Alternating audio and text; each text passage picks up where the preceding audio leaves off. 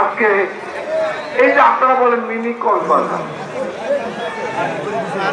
আজকে এই পাটুলের এই পীরের মধ্যে দিয়ে যদি পাকা রাস্তা না করতাম, হাজার হাজার মানুষ দেখতে যায়, ভালো লাগে না আপনাদের? এখানেও তো আমি কর্মসংস্থানের ব্যবস্থা করতে পারতাম। এই 15 বছর এই আওয়ামী লীগ, শেখ হাসিনা, এই নাটোর নলডাঙ্গা এই অঞ্চলের মানুষকে 15 বছর পিছিয়ে দিয়েছে।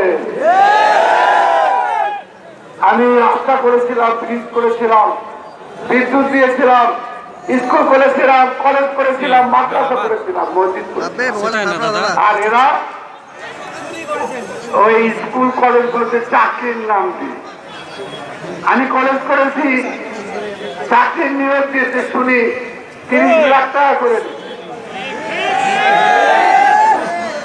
পুলিশের নিয়োগ দেয় কত? আপনাদের কত মানুষ পুলিশের চাকরি দিচ্ছে না? আমি বলেন, পুলিশের চাকরি টাকা নেয়। স্কুল করেছে, আমি স্কুলের পিওনের চত্বরের নাকি 10 লাখ টাকা দেওয়া লাগে।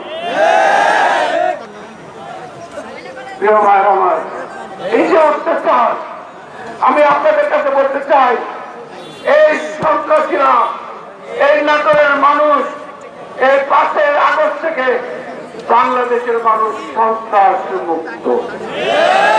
আমরা এখন স্বাধীন।